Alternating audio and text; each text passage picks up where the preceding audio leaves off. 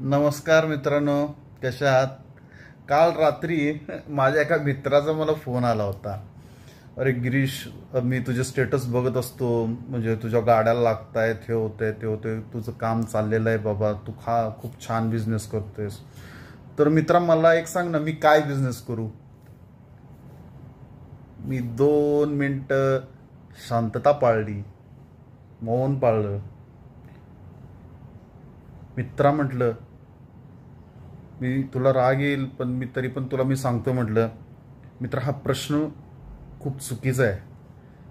हा प्रश्नच मुळात पडता कामा नये.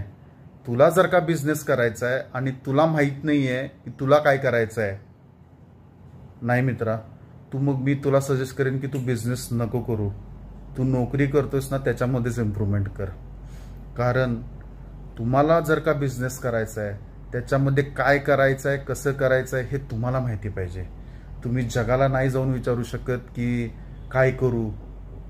आणि त्यातल्या त्यात पुढे जाऊन मी असं म्हणतोय की तू जर का मला असा प्रश्न विचारला असतास, बिझनेस कसा करू, तो पण 50% चुकीचा आणि 50% बरोबर आहे. तरी पण मी त्यातल्या त्यात तो बरोबर म्हणेन आणि मी तुला 2 शब्द सांगितले असते. बिझनेस कसा करू याच्याबद्दल गाईड केलं असतं. पण काय करू हा जो प्रश्न आहे, तो तुझ्याच सदविवेक बुद्धीमधून निष्पन्न व्हायला पाहिजे. तुम्ही आता म्हणाल की आम्ही असे पण लोक बघितलेले आहेत की त्यांना कुणीतरी दुसऱ्यानं काहीतरी आयडिया दिली आणि त्याच्यातनं त्यांनी काम केलेलं आहे आणि ते खूप चांगलं हे करतायत. मित्रांनो, तो निव्वळ योगायोग आहे. हे कुठं ना कुठं तरी पुढे जाऊन फसणार आहेत आणि अडकणार आहेत. ओके, त्यामुळं दुसऱ्याच्या सांगण्यावरून बिझनेस होत नसतो. स्वतःच्या मनातून, स्वतःच्या इच्छेतून तो निर्माण व्हायला लागतो. आणि बिझनेस हा मनापासून करावा लागतो, मनातून यायला लागतो.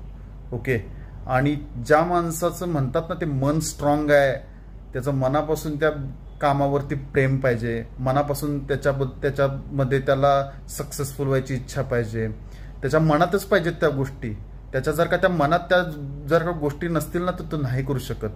बिझनेसमध्ये माइंड एनर्जी हे खूप मोठे 2 इम्पॉर्टंट फॅक्टर आहेत. माइंड एनर्जीवरती जो काम करतो आणि मनातमध्ये त्याच्या खूप चांगली आयडिया आहे, त्याला कोणीही थांबवू शकत नाही. मित्रांनो, टीम हा सेकंडरी पार्ट आहे.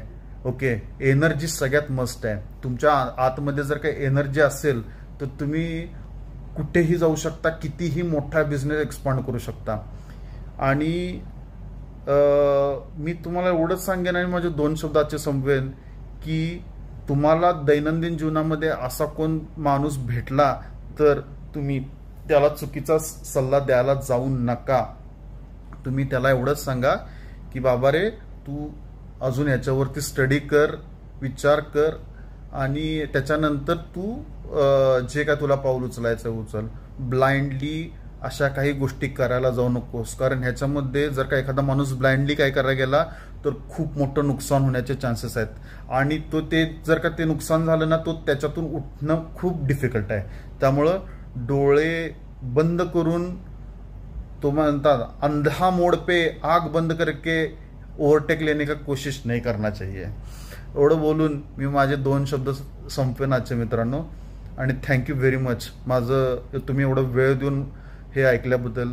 आणि मित्रांनो, मला एक जस्ट विचारायचं होतं की प्लीज मी रिक्वेस्ट करतोय की माझे व्हिडिओ जर का तुम्हाला आवडत असतील, हे वाटत असतील, तर तुम्ही खालती कमेंट करा. कारण तुमच्या कमेंट्समधून मला एनर्जी पण भेटेल आणि पुढे जाऊन लोकांना अशा पद्धतीची मदत करायला पाहिजे का, हे करा. अरे माझ्या डोक्यामध्ये एवढंच चाललेलं असतं की यार, माझ्या डोक्यात हे प्रश्न येतात म्हणजे लोकांच्या डोक्यामध्ये पण येत असतील आणि प्रत्येकाकडे या गोष्टीचं उत्तर असेल नाही. आणि आपण आपल्या बुद्धीनं, आपल्या एक्सपिरियन्सच्या बेसिसवरती आपण जगाला काही मदत करू शकतो का?